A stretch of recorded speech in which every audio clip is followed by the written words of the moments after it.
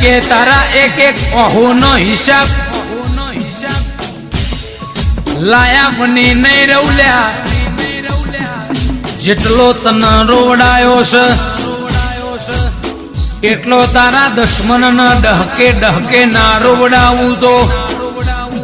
કેડે હાડા ના બંધાવું તો કે